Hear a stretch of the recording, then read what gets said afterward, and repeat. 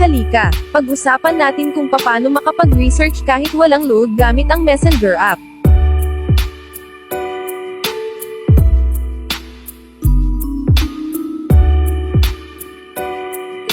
Buksan ang iyong Messenger app.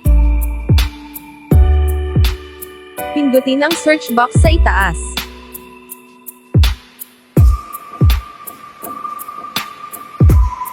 E-type ang mixer box at hintayang lumabas ang mga suggestions. Piliin ang pinakaunang suggestion.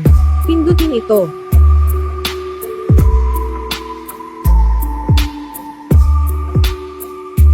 Pagkatapos ay i-message kung ano ang gusto mong malaman at i-send ito.